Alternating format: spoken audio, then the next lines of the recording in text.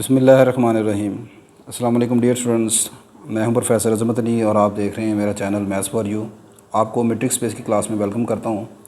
आज के लेक्चर में हम 3 इम्पॉर्टेंट सेट्स के ऊपर मैट्रिक डिफ़ाइन करेंगे। समटाइम आपको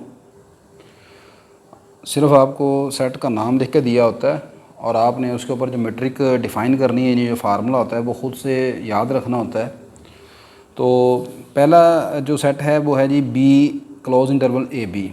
ये किसको रिप्रेजेंट करता है? This represent set of all bounded function defined over the close interval A B. यानी कि क्लोज इंटरवल ए बी के ऊपर आप जितने भी बाउंडेड फंक्शन डिफाइन कर सकते हैं, ठीक है, उसकी कलेक्शन है, ये उसका सेट है। आपने आज हम देखेंगे इसके ऊपर मैट्रिक को आप किस तरह डिफाइन करते हैं, यानी कौन सा फार्मूला आप इसके ऊपर अप्लाई करेंगे तो वो मैट्रिक स्पेस की कंडीशन को सेटिस्फाइड करेगा। दूसरा यहाँ पर एक स्पेस L1 स्पेस क्या है? Set of all sequences in are के अंदर वो तमाम सीक्वेंसेस सच डैट कि उनकी ये जो सीरीज़ है ये कन्वर्ज करती है। तो ऐसे तमाम सीक्वेंस जिनके लिए उनकी इनफाइनाइट सीरीज़ कन्वर्ज करती है, अगर उन सब की कलेक्शन कर ली जाए तो उसे L के ऊपर पावर 1 जो है उससे डिनोट करते हैं। लास्टली आपके पास है set of all bounded sequence in are के अंदर जितने भी बाउंडेड सीक्वेंस हैं, अगर उनको कलेक्शन कर ली जाए तो उसे L की पावर इन्फिनिटी से डिफाइन करते हैं। तो ये 3 सेट जो हैं वो आज अंडर डिस्कशंस हैं। इनके ऊपर हम मैट्रिक को किस तरह डिफाइन करते हैं उसकी तरफ चलते हैं। तो कुछ स्टूडेंट्स के मैसेजेस आए कि वो बच्चे ये कह रहे थे कि उनका फ़ाइनल एग्ज़ाम करीब है, तो जो मैट्रिक स्पेस का सिलेबस है वो कोशिश करें कि हमारा पेपर जो है वो नवंबर के एंड में है, नवंबर तक है, अक्टूबर के एंड में, तो हमारा सिलेबस जो है वो with in a time complete हो जाए। तो मेरे पास जो ऑलरेडी फिर कुछ चीज़ें लिखी हुई हैं, तो इसका सोल्यूशन मैंने ये निकाला है कि जो चीज़ें ऑलरेडी मेरे पास मौजूद हैं बुक में, तो मैंने कहा चले यहाँ से आपको आज के लेक्चर में मैं एक्सप्लेन करके इसको समझा देता हूँ, बजाय ये कि एक लफ्ज़ यहाँ पर लिखूँ। तो उससे एक तो वीडियो की लेंथ काफ़ी इंक्रीज़ होगी, दूसरा ये है कि आपके पास टाइम चूँकि कम है तो फिर उस सूरत में टाइम ज़्यादा लगता है। हाँ, जहाँ पर ज़रूरत होगी वो मैं इंशाल्लाह आपको एक एक जो वर्ड है वो इंशाल्लाह एक्सप्लेन करूँगा। तो स्टार्ट करते हैं जी फिर आज का लेक्चर। ले बेटा जी, पहला जो हमारा सेट था वो बी ए बी। तो यहाँ पर मैंने जो क्लोज इंटरवल लिया है वो 0 से 1 है। लेट बी क्लोज इंटरवल 0 से 1 consist of all real valued bounded function defined over the close interval 0 1। आपने प्रूफ करना है show that the function D defined as कि यहाँ पर जो डी है वो 2 फंक्शन एफ और जी उठाए हैं, उनके ऊपर अप्लाई किया गया है सच डैट के वो इस तरह डिफाइंड किया गया है कि F of X minus G of X के एब्सोल्यूट का सुप्रीमम आपने उठाना है over the close interval 0 to 1। ठीक है, अगर क्लोज इंटरवल 0 से 1 की बजाय 0 से 3 होगा तो यहाँ नीचे 0 से 3 आ जाएगा। और जबकि ये जो एफ़ और जी हैं ये बाउंडेड फंक्शन है जो कि क्लोज इंटरवल 0 के 1 के ऊपर डिफाइंड है। आपने ये प्रूफ करना है कि ये जो डी है ये इस इंटरवल के ऊपर मैट्रिक डिफाइंड करती है। तो मैट्रिक की पहली कंडीशन आप जानते हैं नॉन नेगेटिविटी होती है। नॉन नेगेटिविटी में आपने प्रूफ करना है कि डी जो है वो ग्रेटर दैन इक्वल टू 0 है।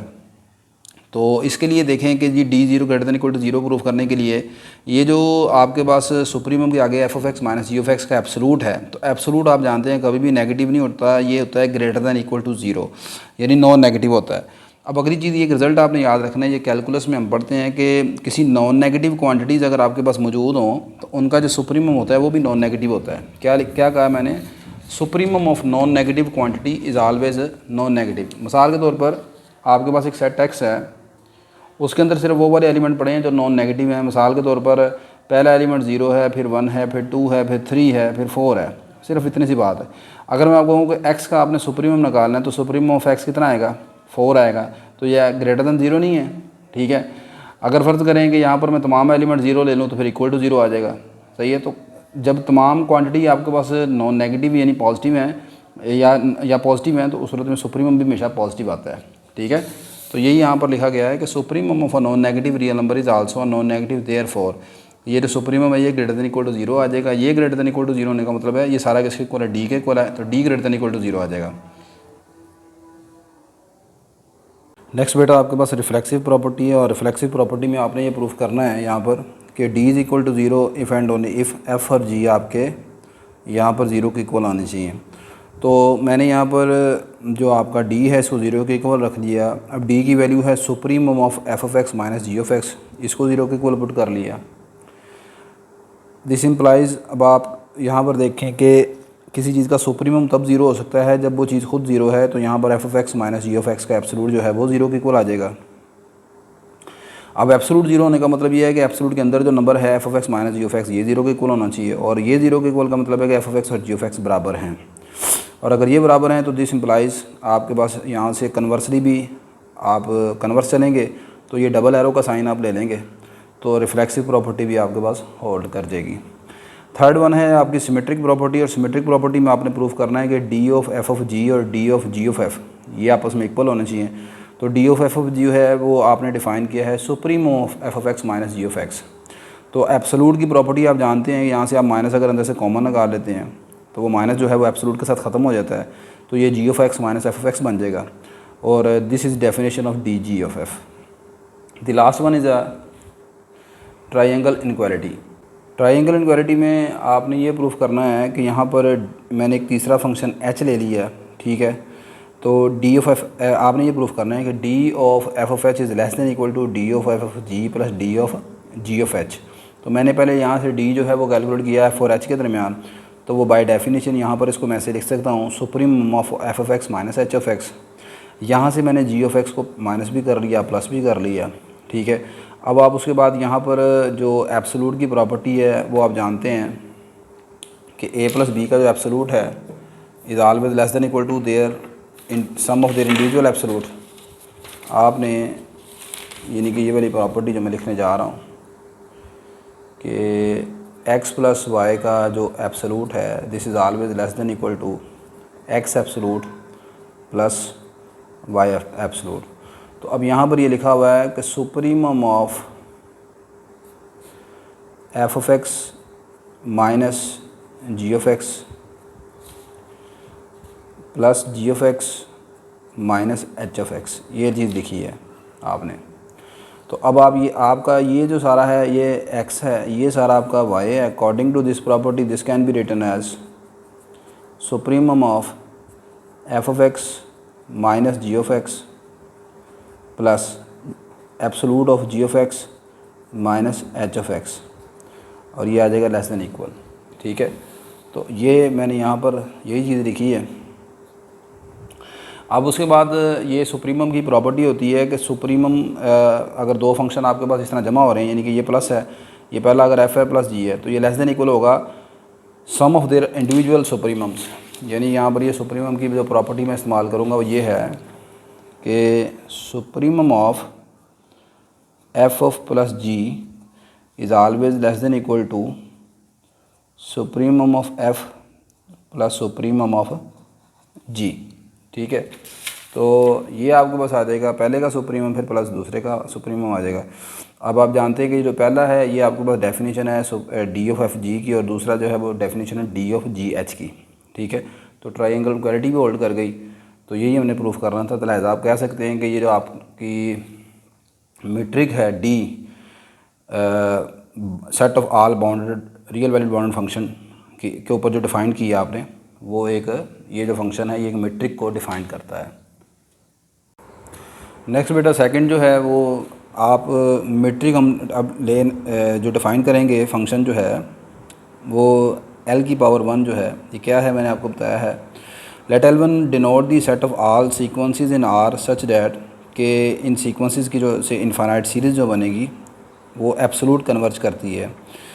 अब उसने एक फंक्शन d डिफ़ाइन किया L1 क्रॉस L1 से R की तरफ by dxy equal to sum of difference of absolute, यानी कि समेशन n इक्वल टू 1 से infinity absolute of X N minus Y N. और एक्स एन क्या है, ये आपके पास सीक्वेंसेस हैं और वाई एन भी सीक्वेंस है L⁻⁴ के।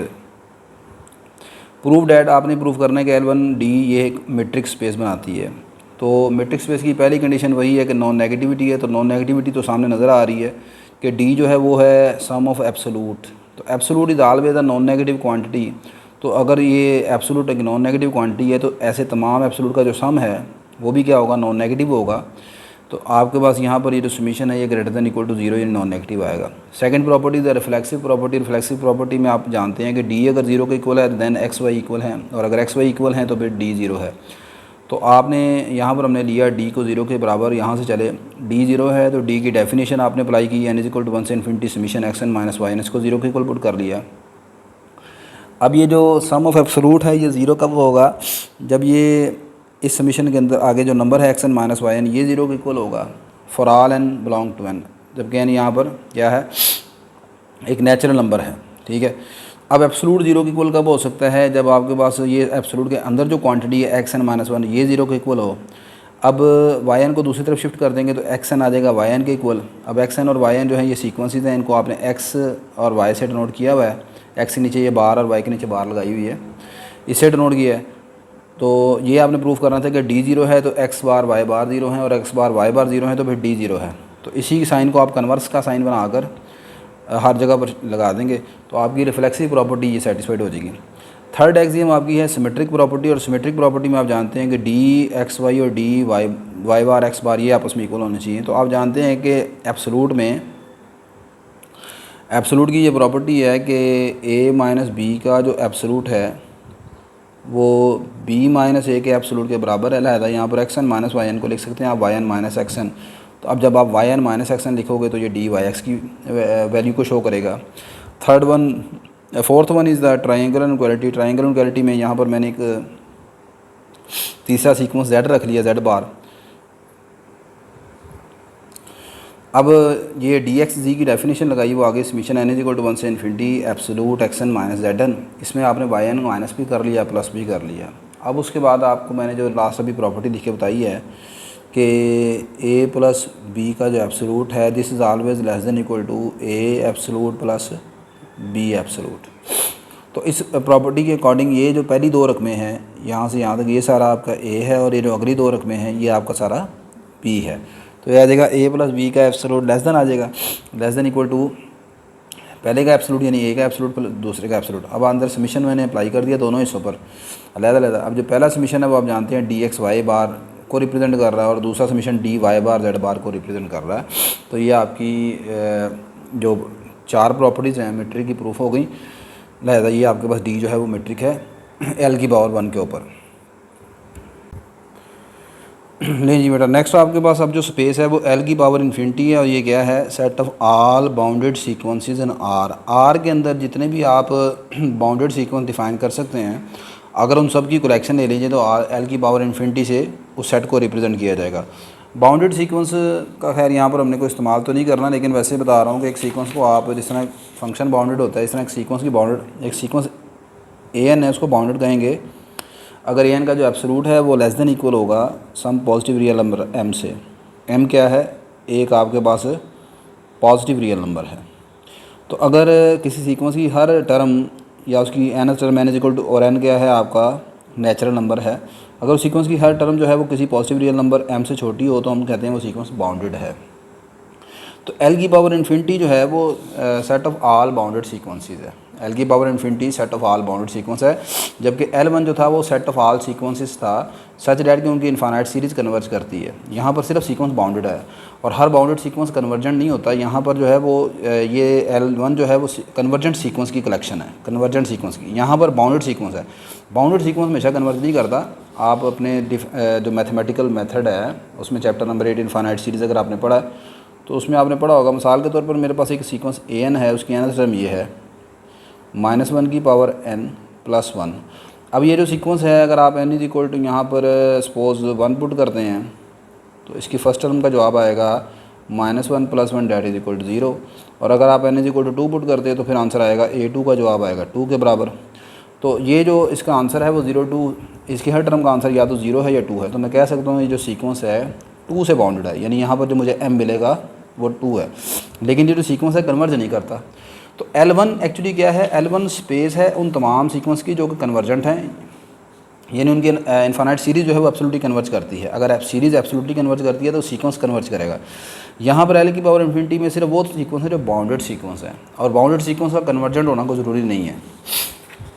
तो खैर करना कैसे है, जहाँ तक हमारी मेट्रिक में इसका कंसेप्ट है वो क्या है, L इन्फिनिटी है। आपको सिर्फ पेपर में ऐसे भी दिया जा सकता है कि आपको कहे जी कि शो डैट कि ये जो चीज़ है आप ये प्रूफ करें कि डी जो है वो L इन्फिनिटी के साथ मेट्रिक स्पेस को डिफाइन कर दे। वो कह सकता है show that this is a metric space, this define a metric space. और अब आपको यहाँ पर D जो है वो ख़ुद यहाँ पर डिफाइन करना पड़ेगा D किस तरह का है, तो ऐसे दे सकता है आपको ये। ले जी, यहाँ पर डी जो है वो बिल्कुल पहले की तरह है। वहाँ पर भी उसने, यहाँ पर उसने लिया था सबमिशन के तौर पर। यहाँ पर L1 में जो उसने मेट्रिक ली है वो है यहाँ पर सबमिशन n = 1 से इन्फिनिटी। L की पावर इन्फिनिटी के ऊपर जो मेट्रिक है वो आपके पास है सुप्रीमम, ठीक है। और उससे पहले जो हमने एग्जांपल की है उसमें जो bounded set of all bounded real valid function था, वो set of all bounded real valid function था। यहाँ पर set of all bounded sequences है। दोनों सूरतों में जब भी बाउंडेड के लिए बात याद रखें, ये ट्रिक बता रहा हूँ, जब भी बाउंडेड सीक्वेंस या बाउंडेड फंक्शन आएगा, आप हमेशा जो मेट्रिक में यहाँ पर क्या रिप्रेजेंट करेंगे, यहाँ पर हमेशा सुप्रीमम आएगा बाहर, ठीक है। सुप्रीमम मेट्रिक की पहली प्रॉपर्टी M1 जो है वो ये है कि डी जो है वो नॉन नेगेटिव होना चाहिए। तो वो नज़र आ रहा है कि आपके पास ये एब्सोल्यूट है और absolute is always non negative, और नॉन नेगेटिव क्वांटिटी का एब्सोल्यूट हमेशा नॉन नेगेटिव होता है। तो पहली प्रॉपर्टी होल्ड करके, सेकंड प्रॉपर्टी में रिफ्लेक्सिविटी में आपने डी को ज़ीरो लिया। डी ज़ीरो लेने का मतलब है कि आपने ये जो सारा डी की वैल्यू है सुप्रीमम ऑफ xn माइनस yn, इसको ज़ीरो के इक्वल पुट कर लिया। अब यहाँ पर ये सुप्रीमम ज़ीरो के इक्वल कब होगा? अब अंदर वाली क्वांटिटी नॉन नेगेटिव है यहाँ पर, ठीक है, आपने इसको ज़ीरो के इक्वल लिया। ये तो दिस इज़ पॉसिबल कि अंदर वाली ये सारी चीज़ ज़ीरो के इक्वल है। ये ज़ीरो होने का मतलब है कि एब्सोल्यूट के अंदर xn माइनस yn ये ज़ीरो के इक्वल है, और yn को आप दूसरी तरफ शिफ्ट करते हैं तो xn = yn आ जाएगा। और यही आपने प्रूफ करना था कि अगर डी ज़ीरो है तो x bar y bar zero है, और x bar y bar zero है तो डी ज़ीरो है। M3 third property that is symmetric property, xn माइनस yn लिखा है, इसको मैंने लिख लिया yn माइनस xn। ये तमाम चीज़ें अभी मैं पहले बता चुका हूँ आपको, बार बार वही चीज़ें हैं। सिमेट्रिक प्रॉपर्टी होल्ड कर देगी। चौथी प्रॉपर्टी है जी आपके पास, यहाँ पर मैंने तीसरा नंबर लिया z, तो ये डी ऑफ एक्स जी बन गया supremum of xn minus zn। यहाँ पर yn माइनस कर लिया, प्लस कर लिया। अब यहाँ पर एब्सोल्यूट की प्रॉपर्टी a प्लस बी का एब्सोल्यूट जो है वो लेस देन इक्वल है a absolute plus b absolute, जो भी मैं पहले बता चुका हूँ आपको। फिर यहाँ पर दोनों का सुप्रीमम अलग-अलग हो गया, ये पहले का सुप्रीमम आ गया, दूसरे का सुप्रीमम आ गया। तो ये पहली जो है वो चीज़ आ जाएगी डी ऑफ एक्स वाई, और दूसरी चीज़ जो है ये वाला सुप्रीमम जो है वो डी ऑफ वाई जी के बराबर आ गया। तो आई होप कि आज का लेक्चर आपको समझ आया होगा। जैसे मैंने पहले बताया आपको कि ये चीज़ें स्टूडेंट्स का कुछ कमेंट्स थे कि जो उनके फाइनल एग्ज़ाम से पहले ये थोड़ा सा हमारा सिलेबस जो है वो कंप्लीट हो जाए, इसलिए कुछ चीज़ें ऑलरेडी जो मेरे पास लिखी हुई मौजूद हैं। तो मैंने कहा कि चलिए इसके ऊपर टाइम ज़्यादा वेस्ट ना हो, इसलिए ऑलरेडी लिखी हुई चीज़ों को एक्सप्लेन कर यहाँ पर ऐसे एक्सप्लेन कर दिया। हाँ, जहाँ पर ज़रूरत होगी मैं उसको वहाँ पर टोटली जो है वो ख़ुद आपको लिख के समझाऊँगा। तो मेरी ये वीडियो बेटा अगर आपके लिए किसी तरह हेल्पफुल है तो इस वीडियो को आप लाइक कीजिएगा, शेयर कीजिएगा, चैनल को सब्सक्राइब कीजिएगा। इंशाल्लाह नेक्स्ट लेक्चर में आपसे दोबारा मुलाकात होती है। अल्लाह हाफ़िज़।